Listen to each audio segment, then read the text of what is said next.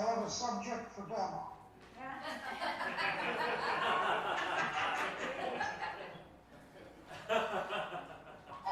Okay.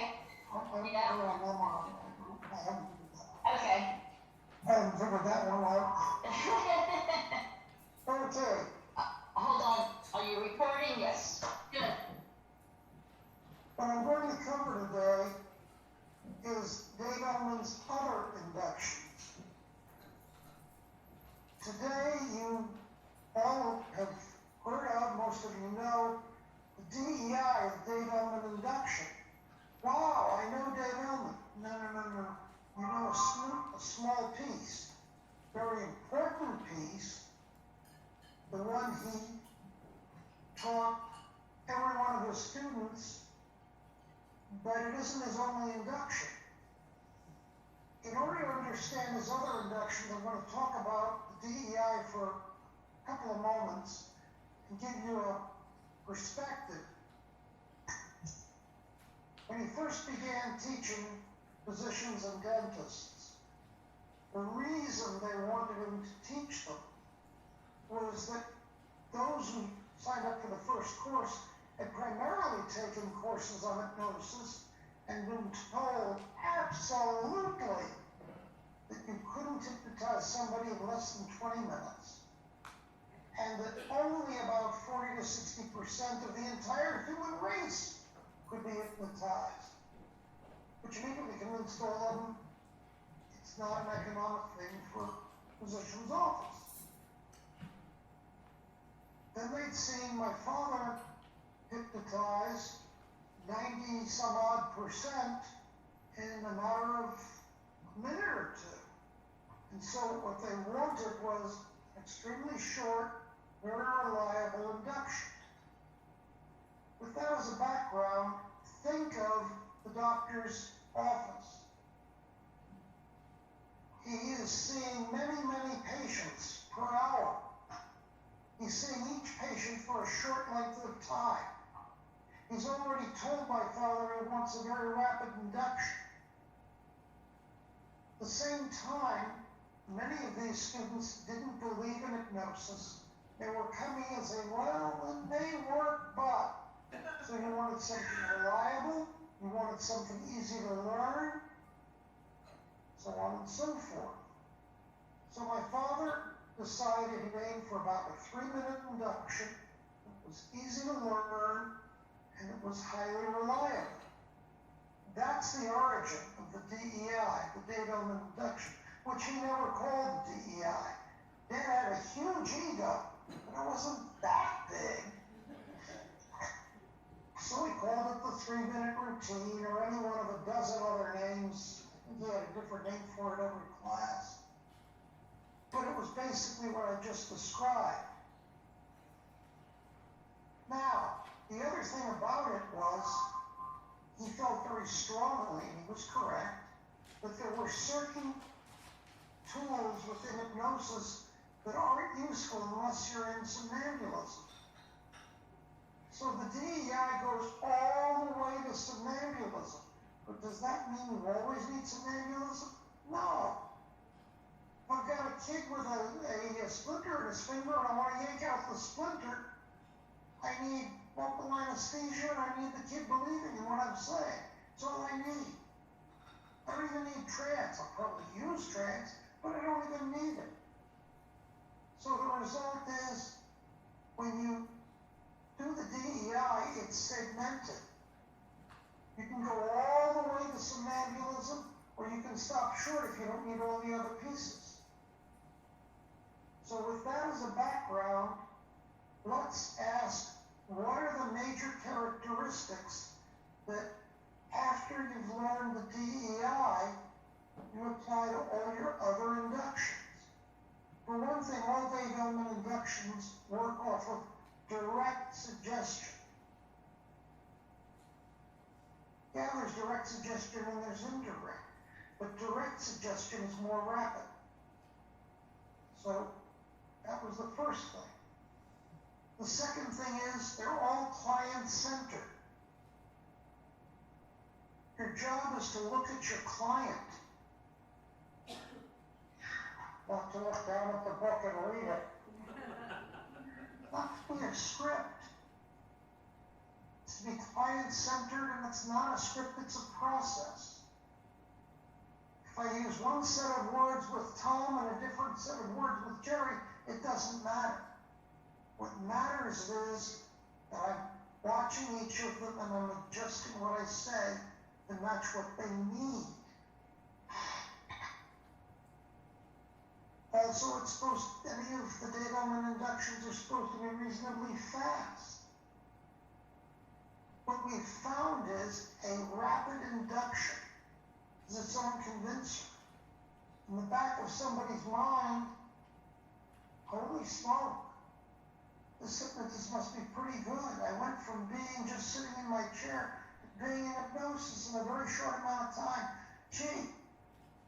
He or she must know exactly what they're doing. Therefore, any suggestion I'm given should take. So your speed is of itself a convincer.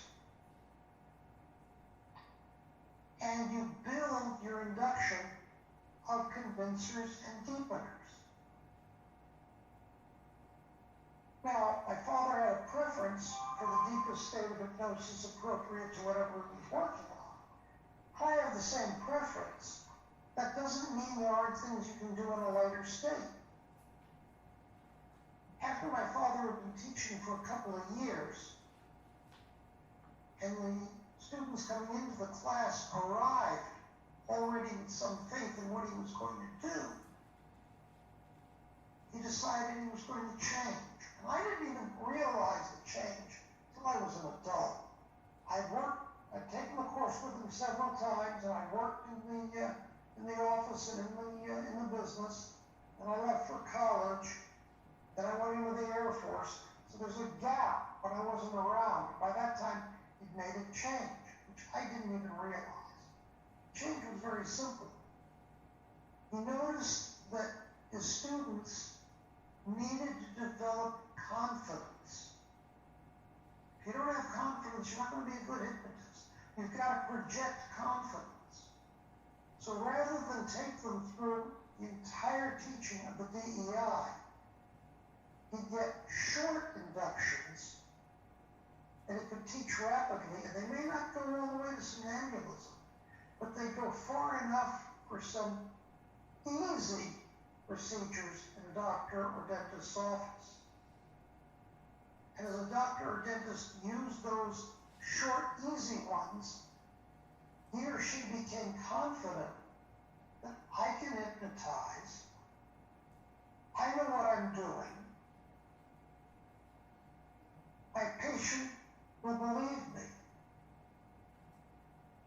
Once that's developed in the person, then you go and you teach them DEI to give them added tools. So the DEI moved from being the first thing that they learn to being something they learned after they got some experience.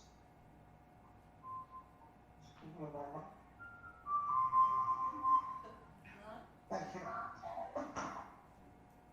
So if you view it that way, you understand why some of these easy ones, some of the short ones, show up. By the way, a bit of humor here. Remember I said I didn't recognize the changes for many years. I read in the book where he says, if you take longer than 1 minute on an induction, you're wasting time. I figured, some things in the book are exaggerated, so it went in this here, opt out here. Then I'm driving down the road, and I'm playing one of the photograph records that was recorded during the actual classes. And he makes the same statement in the record, and he says it with such belief that I realize he means it. And I hit it with such shock, because remember, I'm used to 3 minutes, but I actually ran off the road, put 2 tires in the drainage ditch, and had to recover. So that's how much it shocked me. So after that, I tried to get my DEI down from 3 minutes. My record is 58 seconds. But I'll give you a clue.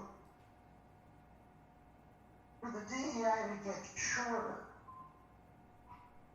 it's bragging rights.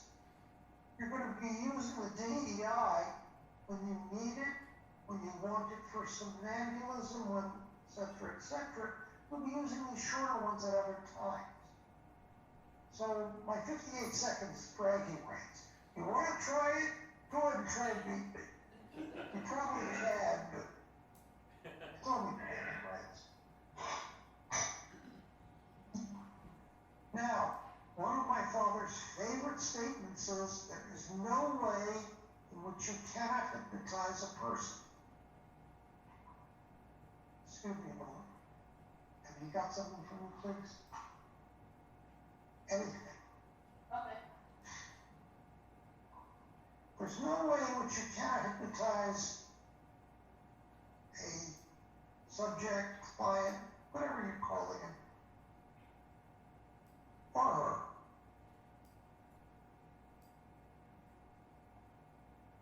I goofed. I should have had this set up. I goofed. Sorry about that. My apologies. I can't. I'm ready to use it. Oh, I didn't think ahead. I get it.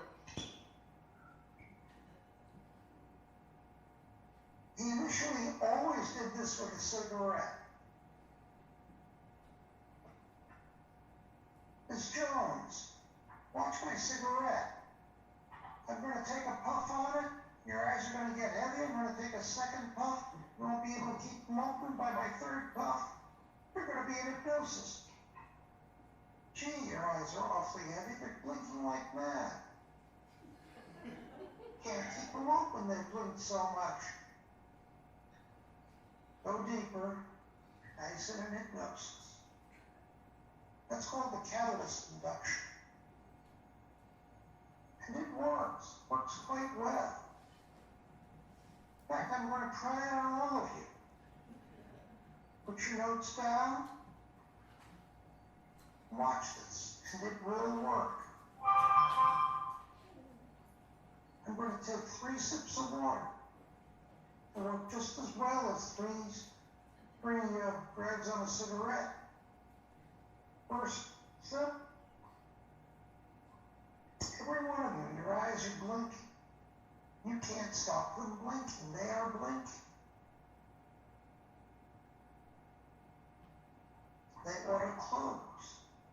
You can't keep them open. They're going to close. You just can't help it. They're closing.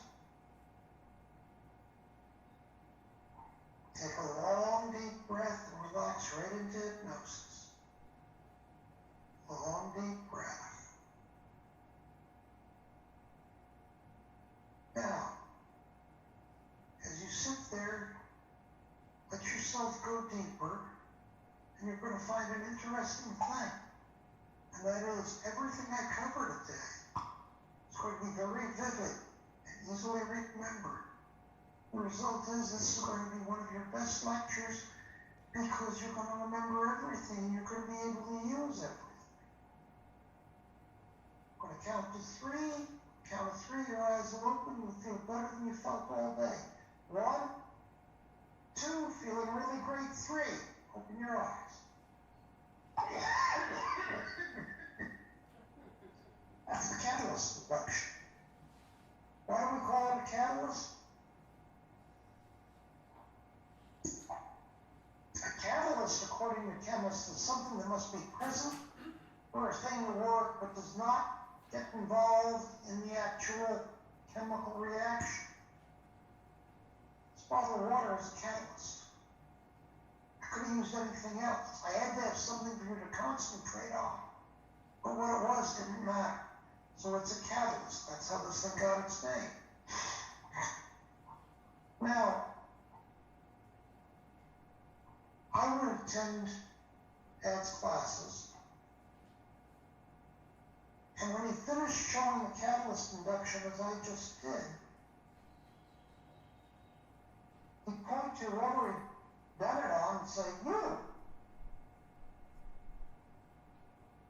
pick something to use a catalyst, and I want you to induce him right now.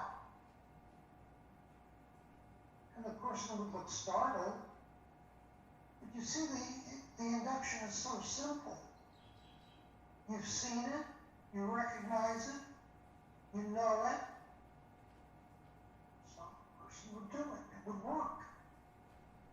And he'd point to the person who had been induced second and say, you pick something else. Can't use my cigarette or my bottle of water or whatever I use. And you can't use what this person used. Use something else. Pick somebody in the room. They would go around the entire room, maybe 20, 30 people. And I'd always sit there doing my best to keep a straight face, because what I always thought is the last person in the room is going to have trouble figuring out what to grab. Think about it. Every one of you could do it. On a show of hands, how many of you think you could do that induction right now? Okay. I'll leave it for homework. Try it on each other. I'll leave it for homework because I do have other things I want to cover today. We have time near the end. We'll have a question and answer, work out each other or whatever. But at the moment, I don't want to lose my pace.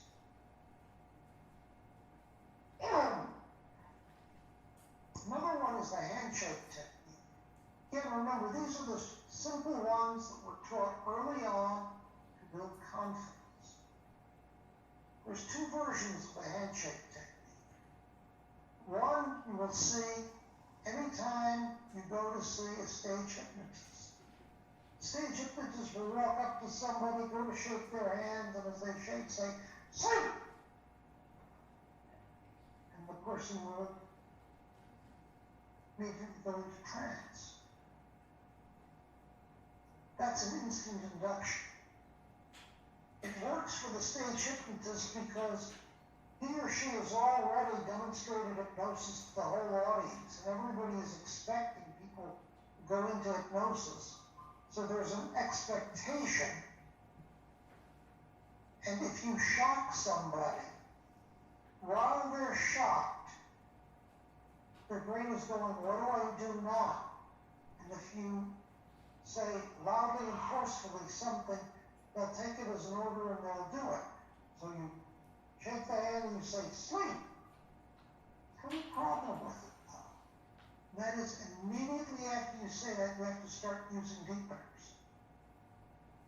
Because otherwise, a second later, they'll say, why am I here? And they'll emerge themselves. If you start using deepeners immediately, you'll maintain the trance. You will find virtually all instant inductions work on that basis.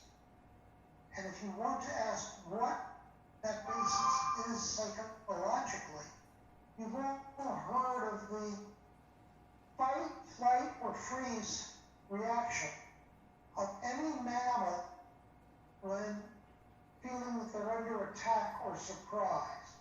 They either fight what's coming towards them, or they flee the scene, or they freeze and hope they're not seen. Fight, flight, or freeze.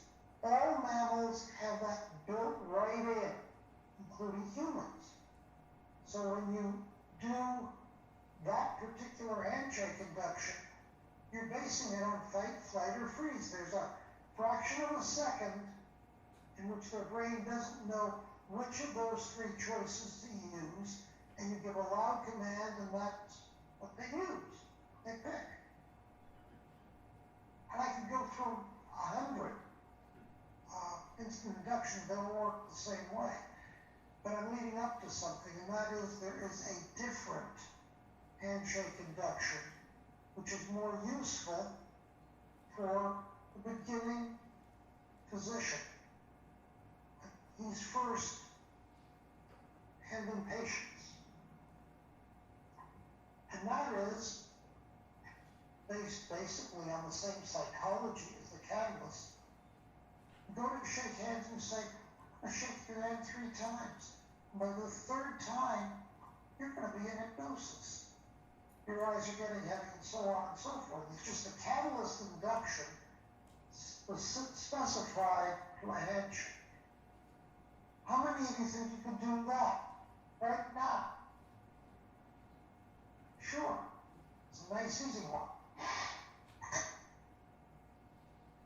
Now, among the nice, easy ones, the next one that was usually taught is one that has pretty much gone out of style today.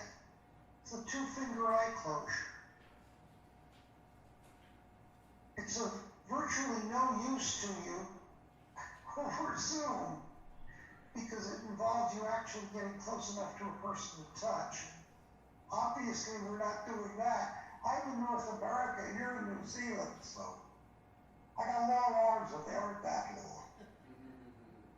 long. But the two-finger eye closure, you use suggestions similar to what I've already covered, but they involve you saying, and as I put my fingers by your eyes, you will find the eyes get very heavy, and you will find yourself going into trance. Now, when you do this, there's a couple of little clues here. First of all, don't jab them in the eye. You've got to be very gentle and just barely touch. Because people are very sensitive. They don't want to be poked in the eye. Second of all, you are very careful which fingers you use. Do not do this. It's threatening. Everybody has a different meaning of that. The way they're laughing, what's their meaning? Yeah, that's very good. My wife just made a comment. Any of you want to say what you think when I did this?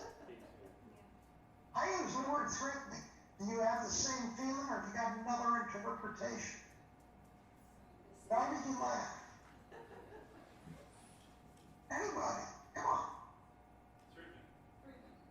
Confusion.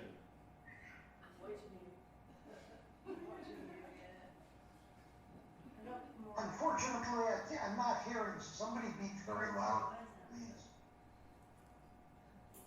That was just funny. Because it was funny. You felt it was funny. It was funny because you don't think you'd ever do something that foolish. Right? Great, I got you, haven't I? Okay, that's something you don't use. There are other positions, I'll demonstrate just one of them. That, you don't use it either. Well, because in various cultures, various finger positions can be interpreted within that culture as the horns of the devil. Yeah, yes. It looks Now, like the devil. yeah, it looks that way. Now, I'll point out to you that you don't know when a client comes in your office whether their great-grandfather believed that this was the horns of the devil and told them that at age 3. You have no idea. So why take the chance? Why do this? It's kind of foolish. You just don't. But you could The ask the problem, patient, say you could again, ask the patient to close their eyes and then you do the fingers.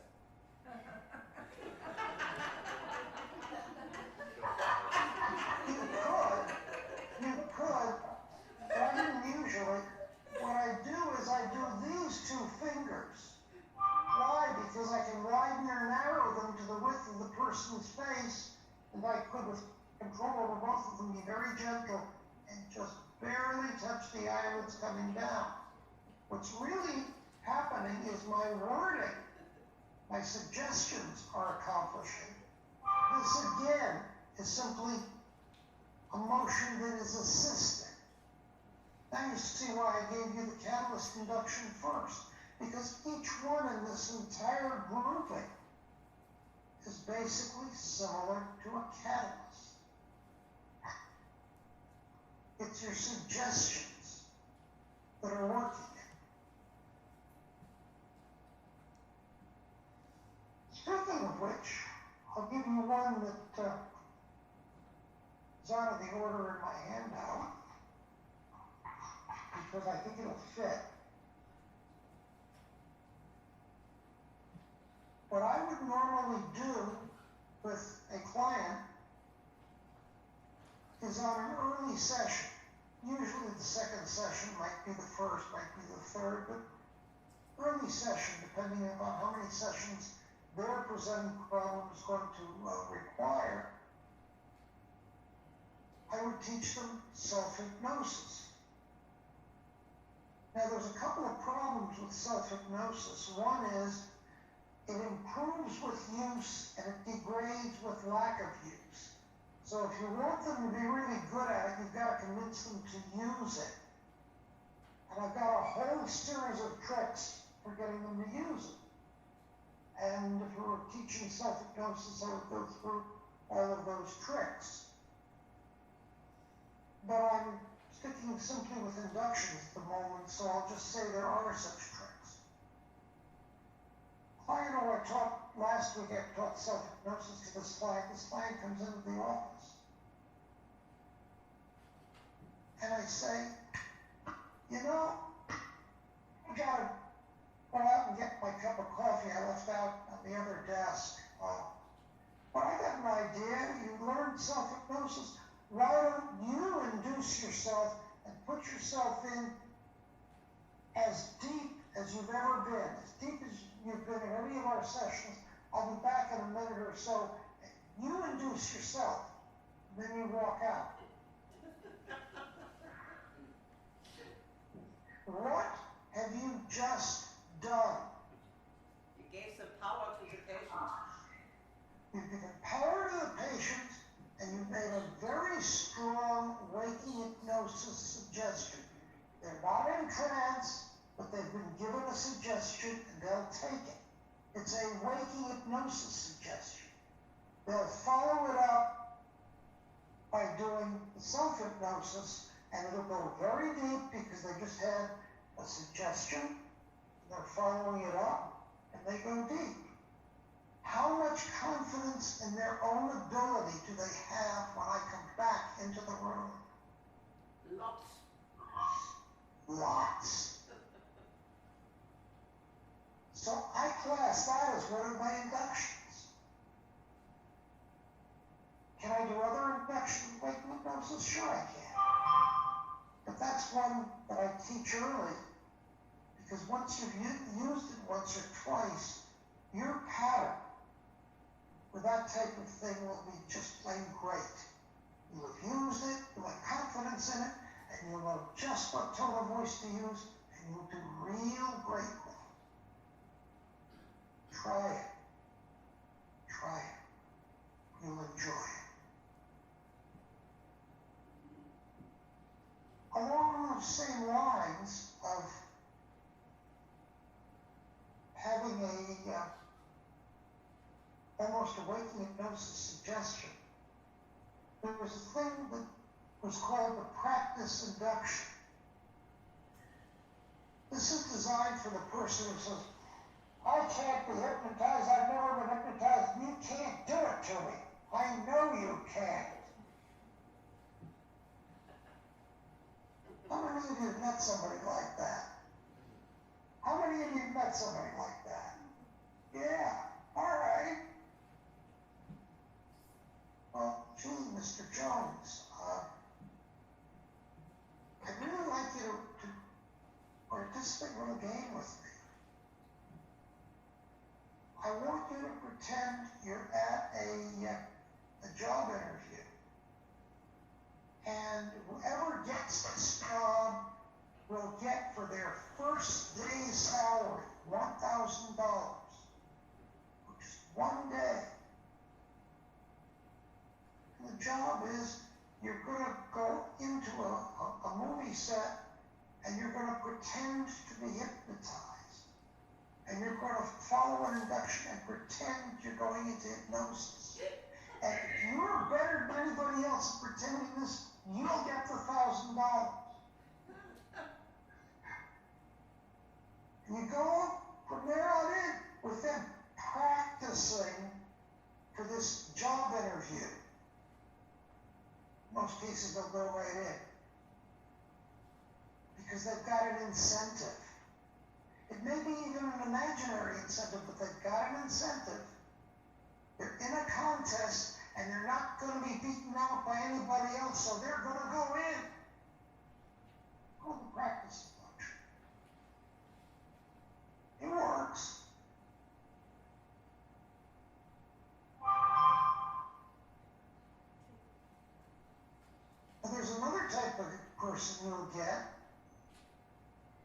who's sometimes hard to hypnotize, and that's a youngster in a foul mood. So we have a thing we call a brat induction. It's specific to brats.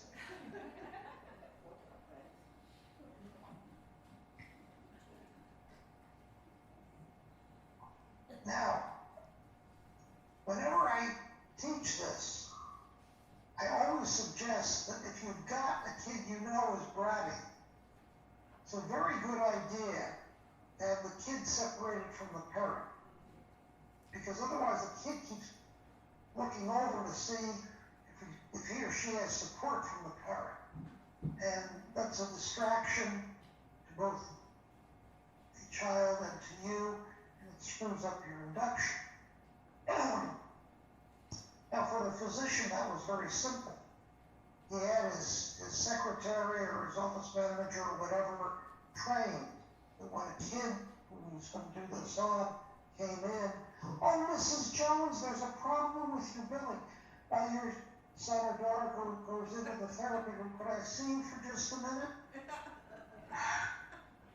Get him off of there. I don't think most hypnotherapists have the advantage of a secretary sitting out there to use that on. But the idea is pretty good, and if you can think of a way to use it, be my guest. How many of you can remember the large tops that were kind of common several years ago, and you'd go like this on the handle on the top and it'd be spinning as this big? If you can remember them or you've seen them in movies or whatever, please raise your hand. Okay, so you all know what I'm talking about. Have we got one? Ah.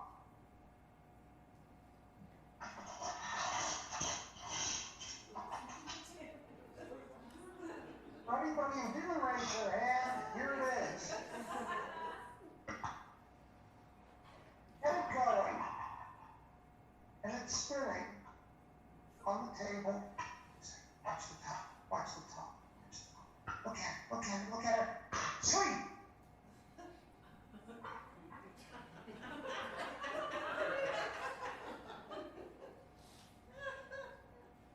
Works out every little brat I've ever tried it on.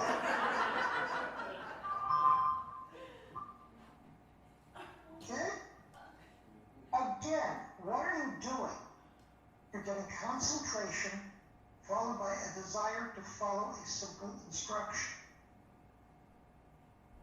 Virtually all your inductions are based on that. If all of these inductions are that simple and that short, come back a bit, why is the DEI so much longer? The answer is very simple. The DEI is actually constructed out of a series of tests, convincers, and deepeners.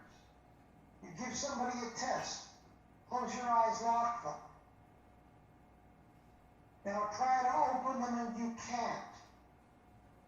They're testing, and the fact that they can't convinces them that something's happened.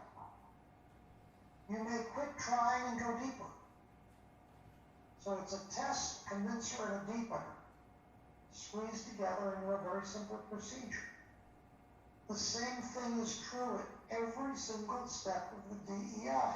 What you're doing in the DEI is ganging a bunch of these together such that at the end of a series of them, you've got somebody into somnambulism, which means that they are perfectly aligned for extreme pain control,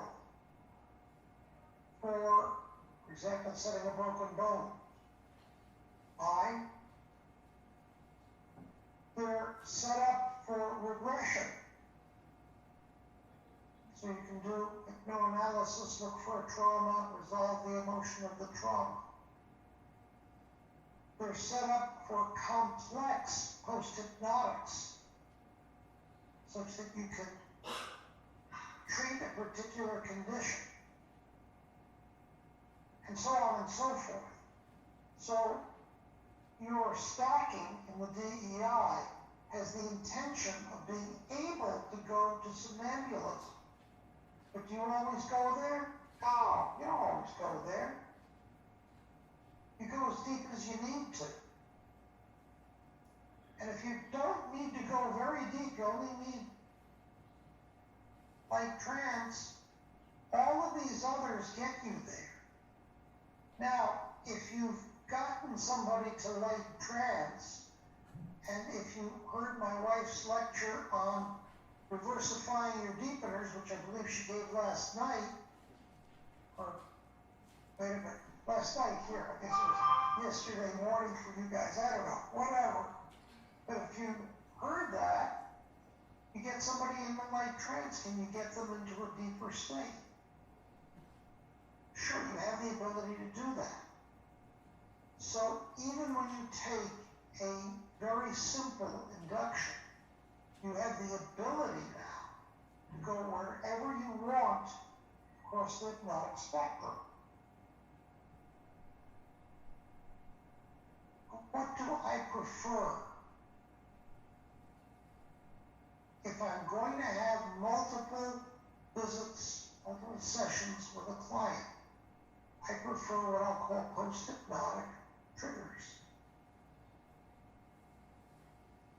I'll give a post-hypnotic suggestion that whenever you sit down in the seat in this office for the purpose of whatever you're working on, whatever presenting problem a person has, whenever you do that, you're going to find that you immediately want to go into hypnosis and you put yourself there. That's what I mean by a post-hypnotic trigger. Can you reword those triggers and match the particular client you've got? Sure. To match up with whether or not you've taught them self-hypnosis? Sure.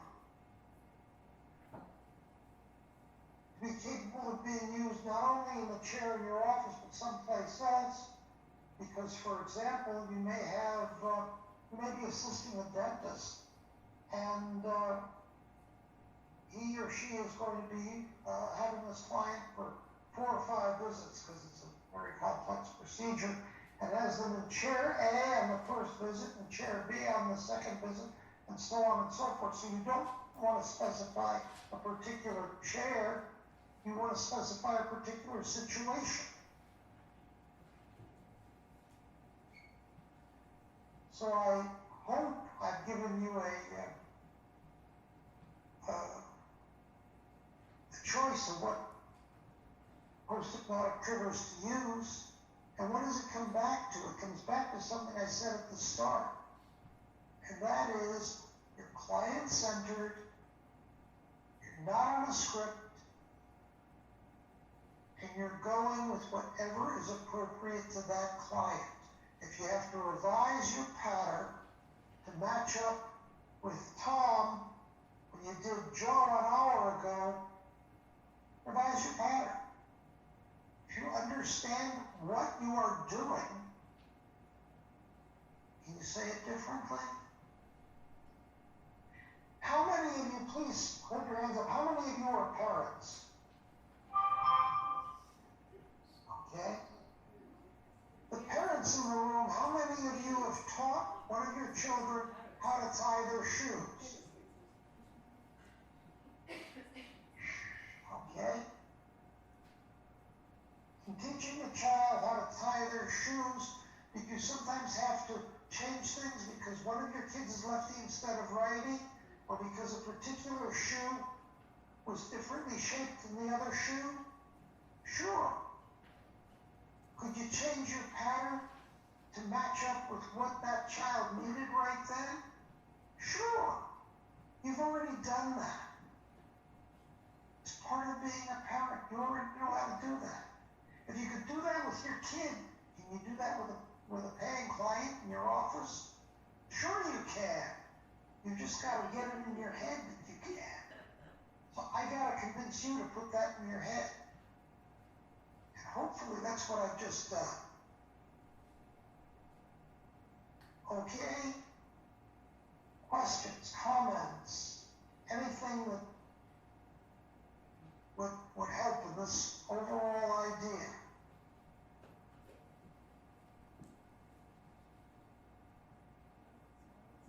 Come on, it can't have been so perfect that there are no questions.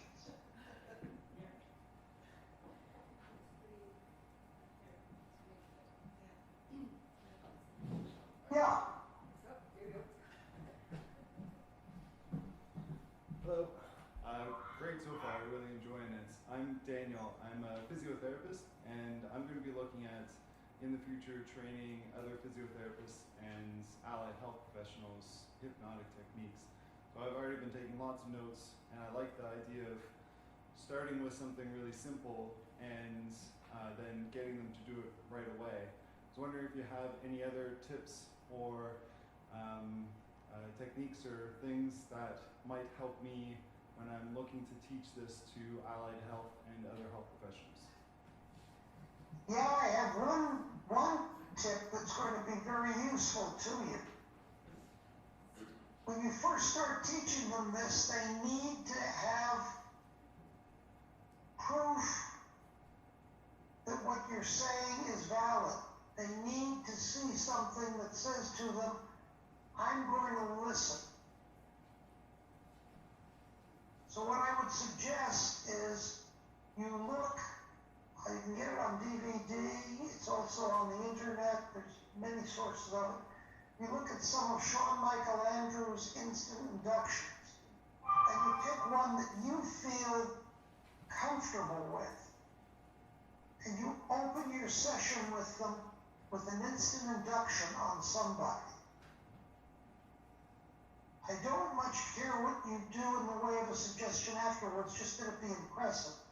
But once they've seen that, so that you've established your credibility and hypnosis credibility, then you can take any of the simple ones I've shown and teach them, because they'll have faith that they're going to learn it.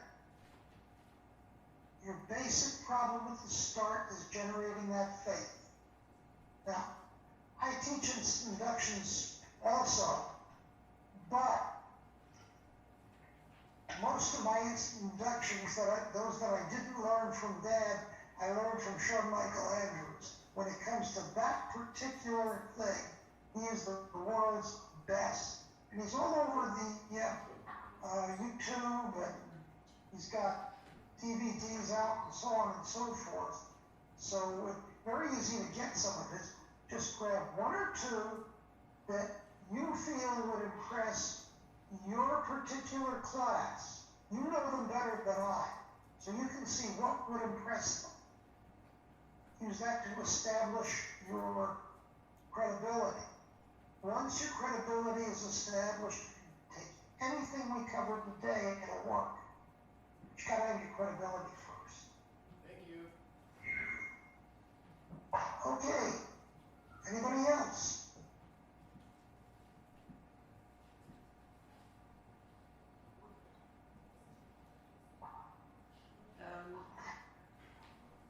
Do you make a test during the session how deep the patient is in hypnosis? Yes, in some cases. Notice I was sort of evasive there when I said in some cases. Let's go back and give a couple of examples. If I'm doing catalyst induction, and I have no purpose other than to teach the catalyst induction, I'm not going to bother with it. If I've got a little kid who just got a splinter in his finger and I want to take the splinter out, I'm not going to bother with the depth thing. I'm just going to tell him that that finger is totally anesthetized. It's totally painless. You can't, anesthetize is too big a word for a little kid. You can't feel anything. See, I'll pinch you and you won't feel it. Won't feel it at all, won't feel it at all. Yank. Hey, the splinter's out and you're fine. Put a Band-Aid on it, go home and enjoy. See, I don't need the test there. If If I need a test, yes, I will do a test. So I'm going to kick it back to you. Look at the situation and decide, do I need one or don't I? And remember, it isn't just to convince you, it's also to convince the client. If you think the client needs a test to have confidence, you make the test. If you don't think the client needs it, fine. You've got to make that judgment. It depends upon what you're going to use the hypnosis for. If I'm going to use hypnosis for, let's say, a post-hypnotic suggestion, I don't know, post-hypnotic suggestion that you're going to drink lots of water today and not have to cough. It's minor, right? Real minor. I'm just helping somebody through an uncomfortable day for them. For that, I might or might not use a test. But supposing I'm going to give a post-hypnotic suggestion that they not chew on their fingernails. For that, I'm going to put them deeper, and I'm going to use a test. I want a test as a convincer for that. So it's your judgment. Okay, thank you.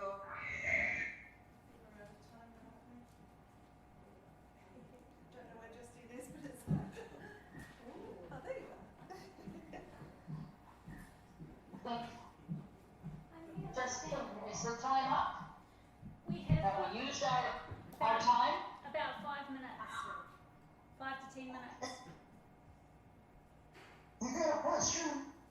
Have I got a question? Yeah. What's the weather like? No. Go on. There's a question coming. Oh.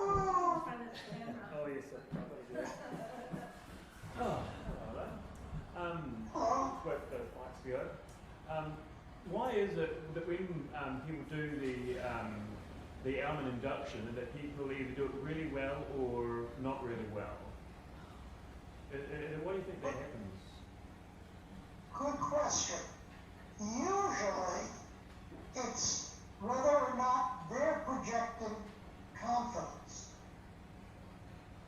If the play picks up on the fact that you're hesitant or you're not sure, it's not going to work. And that's true basically with all hypnosis, but it's particularly true if you've got something that runs more than 30 or 40 seconds. Because it is difficult with the longer you go to have your voice always confident in whatever. But that's basically the primary, not the only, but the primary one. Can you describe specifically what is doing it not well? Well, it's just because some people get confused with the technique at times, at different times. Say that again? It's just that people get confused, in my experience, that some people have gotten confused with the technique.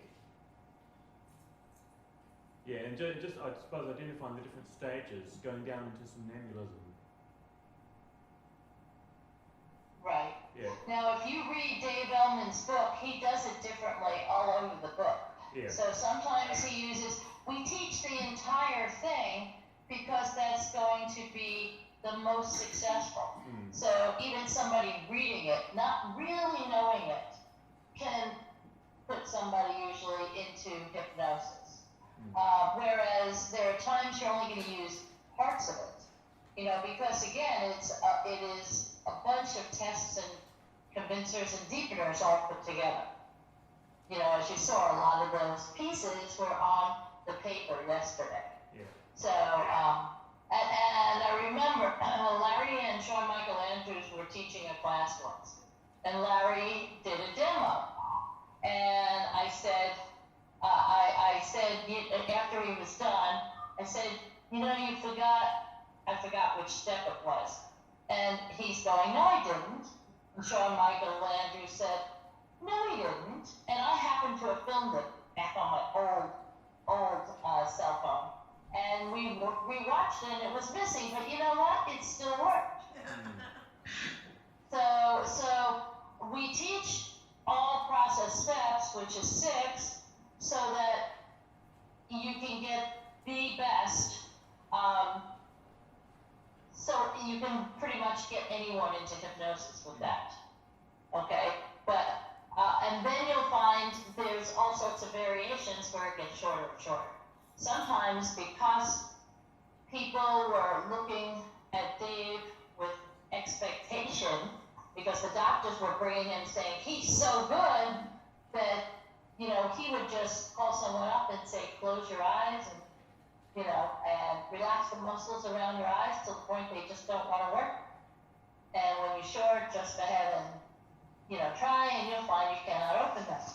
Sometimes it was just go ahead and close your eyes and they were gone.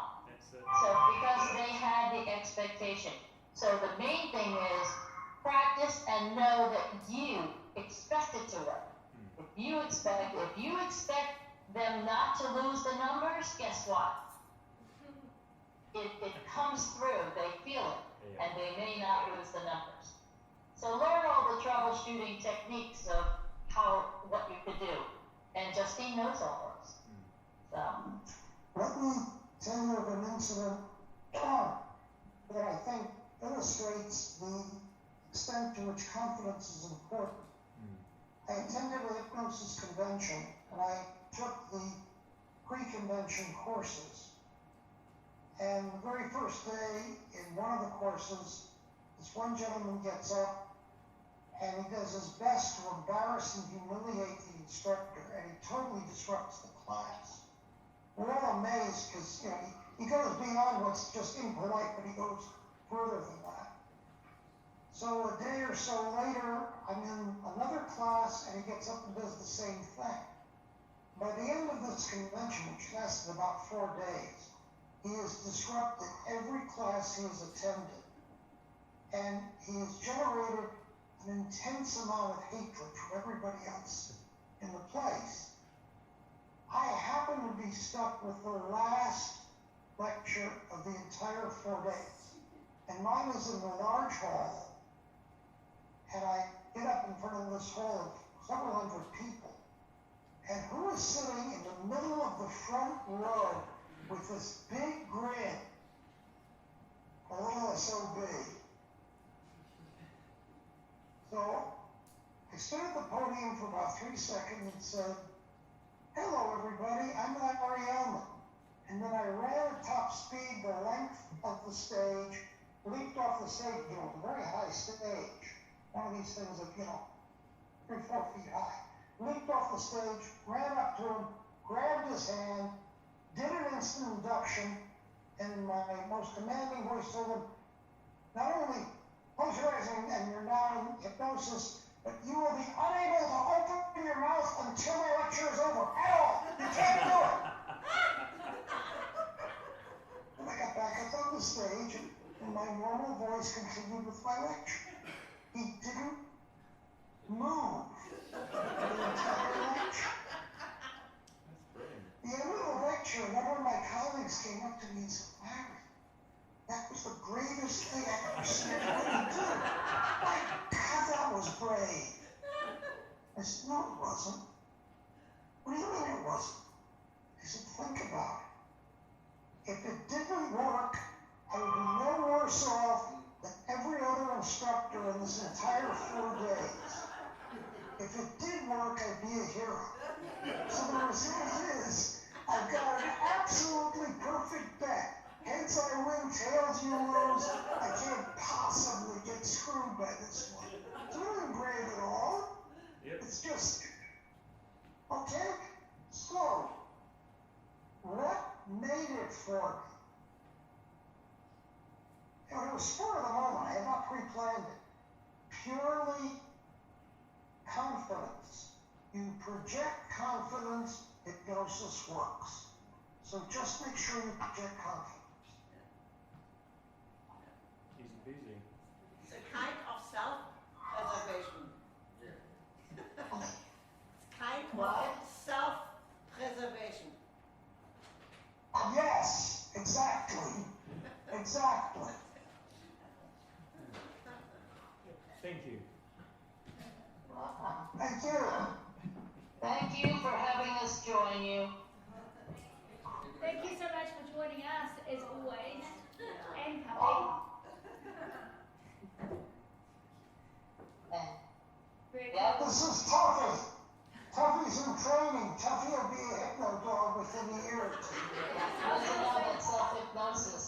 Rosie did.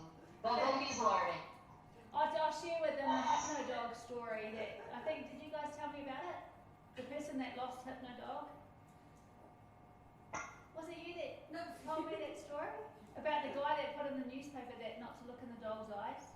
Because it's gone missing. Oh, that one I haven't even heard. Have you not heard that? I thought it came from you guys. There was a guy in America who was well known for having a black lab called Hypno Dog.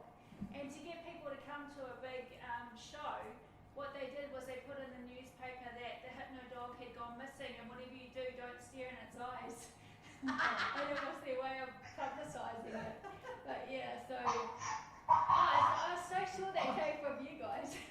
No, we had a little red toy poodle who died a few years ago, and she would do self-hypnosis. She'd be in my arms and I'd go sleep. There are videos, actually, if you look up Rosie Elman on Facebook, she has her own page, and you can see a video of her while we're all down at IMDHA conference at the pool, and I just went sleep, and she just puts herself out. And by then she was blind, so she didn't even bother closing her eyes, but she was out. This one likes to go pretty limp. So. I might